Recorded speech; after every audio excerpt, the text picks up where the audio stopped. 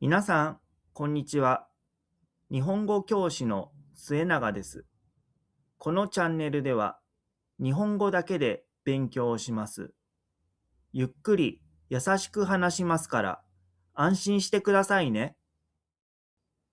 字幕は日本語版と英語版があります。今日は現代の金太郎の話です。昔話の金太郎がもし今の時代にいたらどうなるでしょうか。字幕を読みながら、ぜひ最後まで楽しんでください。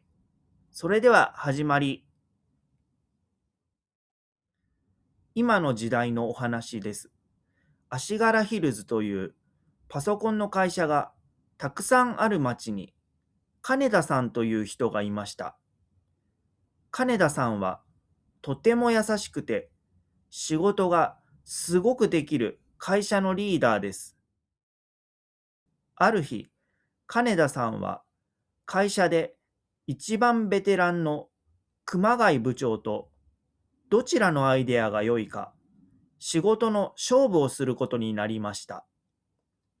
熊谷部長はとても強い相手でしたが、金田さんはパソコンで集めた新しいデータを使い、素晴らしい発表をして見事に勝ちました。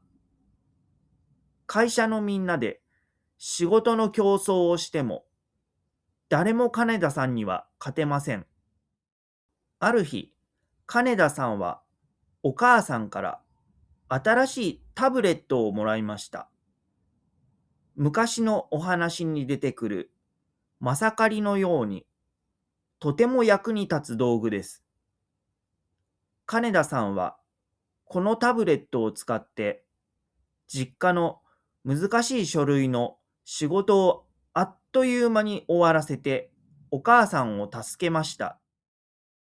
ある日、会社の大きなコンピューターシステムが急に止まってしまいました。チームのみんなはどうすればいいのかわからなくて困り果てていました。よし、僕に任せてください。金田さんはすぐにパソコンを使って新しいプログラムを作り、システムを元通りにしました。金田さんのおかげで会社は助かりました。